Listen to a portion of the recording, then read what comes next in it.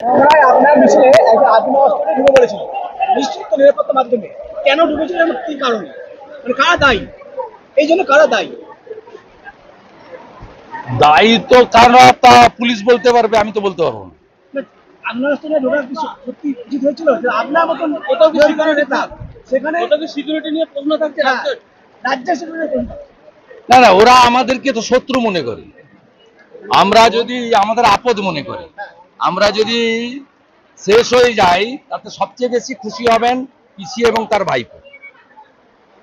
অর্থাৎ স্বাভাবিকভাবে এটা বিষয়টা যাদের দেখা তারা দেখবে। আমি নিজেদেরকে নিয়ে ভাবিত নই। আমি ডেলি ভিজি লড়াই করি। বহু কর্মী মার খায়, বহু কর্মী এখানে পোস্টপল ভায়োলেন্সে শহীদ হয়েছে প্রত্যেকটা জায়গায়। বিএলএদের উপরে চাপ সৃষ্টি করছে বিএলএদেরকে চেঞ্জ করার জন্য বলেছে, কিন্তু চেঞ্জ করতে পারবে না, নিয়মে নেই। যা করছে ইলেকশন কমিশন পশ্চিমবঙ্গে ভোটার তালিকাই তৈরি করতে পারবে না। ভোটার তালিকা তৈরি না করতে পারলে ভোট হবে না। ইলেকশন কমিশন বুঝুক, বিরোধী দলনেতার কাজ মমতার প্রশাসন যেভাবে নির্বাচন কমিশনকে বিধ্বস্ত দেখাচ্ছে প্রত্যেক দিন সোশ্যাল মিডিয়া, মেইনস্ট্রিম মিডিয়া এবং আমার প্যাড, গুরুত্বপূর্ণ প্যাড, এলওপির প্যাড, তাকে ব্যবহার করে ইলেকশন কমিশনে আমি জানাতে থাকবো।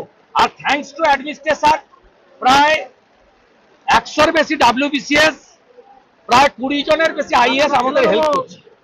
তারা সব তথ্য আমাদের দিচ্ছে প্রতি মুহূর্তে।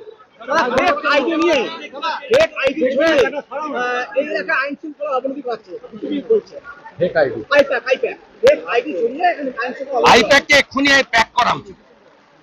আইপ্যাককে প্যাক করা উচিত, প্রতীক জৈনকে অ্যারেস্ট করা উচিত।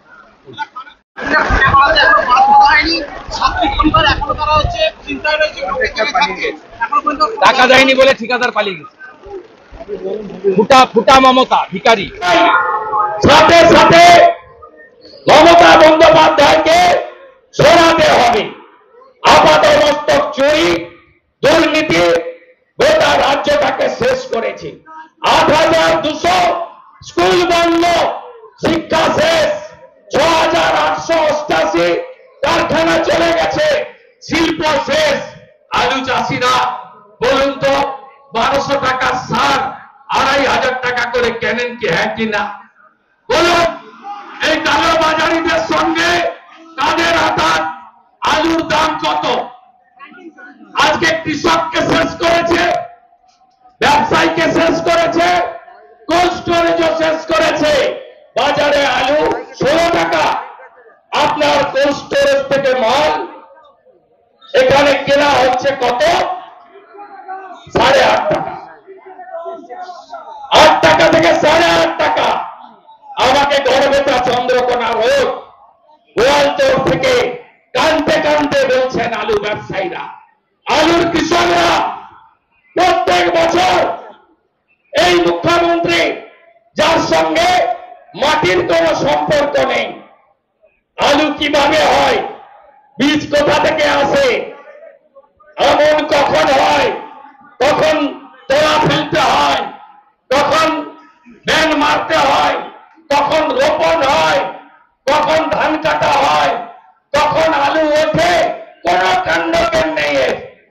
হঠাৎ হঠাৎ করে বর্ডার আটকে দাও, বর্ডার আটকে দাও।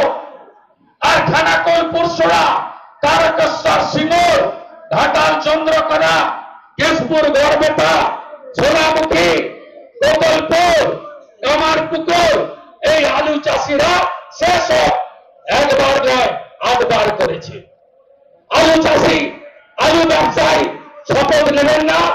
এই কৃষক বিরোধী মুখ্যমন্ত্রী, যিনি মোহাম্মদ বিন তুগলকের থেকে উপরে যা মনে আসে তাই করেন, তাকে সরাবেন না? আজকে উনি মিছিল করছেন রবীন্দ্রনাথ ঠাকুরের ছবি নিয়ে। কিসের মিছিল? কোন বাংলা বাঙালির উপর অত্যাচার হয়নি। খানাকুলে যারা বিভিন্ন রাজ্যে আছেন, আপনারা ভোট পেয়েছেন, কারোর উপর অত্যাচার হয়েছে? কোন ভারতীয়র উপর কোথাও অত্যাচার হয়নি। সে হিন্দু হোক, মুসলমান হোক, শিখ হোক, খ্রিস্টান হোক, তাদেরকে ভারত সরকার অন্য রাজ্যগুলোতে ধরা হচ্ছে রোহিঙ্গাদের, আর বাংলাদেশি মুসলমান আর খালা মমতা রোহিঙ্গাদের বাঁচাতে, বাংলাদেশি মুসলমানদেরকে বাঁচাতে বলছে ওদেরকে ডেকে আনুন, ক্যাম্প করে দাও মলয় ঘটক সামিরুল ইসলাম। নিউনুর সোফা সেন্টার, এখানে সমস্ত রকম সোফা পাইকারি ও রিটেলে বিক্রয় করা হয়। সমস্ত সোফা নিজস্ব কারখানায় তৈরি করা হয়। প্রোপাইটার হানিফ হোসেন খাঁ ও রুহুল হোসেন খাঁ, বড়ডোঙ্গল হাটতলা সিনেমা হলের সন্নিকটে, হুগলি। যোগাযোগ 7797170093 এবং 9382003105।